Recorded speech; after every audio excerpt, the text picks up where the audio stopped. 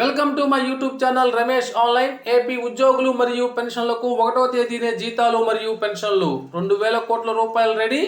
మరో 10,000 కోట్లకు ప్రయత్నాలు. ఆ వివరాలేంటో ఒకసారి ఈ వీడియోలో చూసేద్దాం.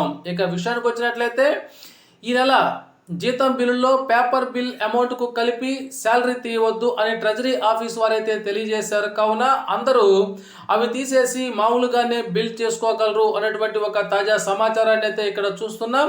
అదేవిధంగా ఆంధ్రప్రదేశ్ ప్రభుత్వము రేపు జూన్ 25వ తారీఖున నిర్వహించబోయేటువంటి ఈ వేలంలో 2,000 కోట్ల రూపాయల అప్పుకి ఇండియన్ పెట్టడం జరిగింది.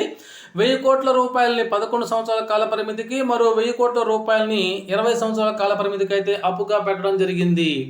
వాస్తవంగా గత వారమే ఈ విధంగా అప్పుకు పోసినటువంటి పరిస్థితికి అయితే వివిధ రకాల సామాజిక పెన్షన్లు, ఆ పెన్షన్ బకాయిలు, ఉద్యోగులు మరియు పెన్షన్లకు సంబంధించినటువంటి జీతాలు కానీ పెన్షన్లు కానీ సకాలంలో ఇవ్వాలనే ఉద్దేశంతో గత వారం అయితే ఈ విధంగా అప్పుకు పోలేదు.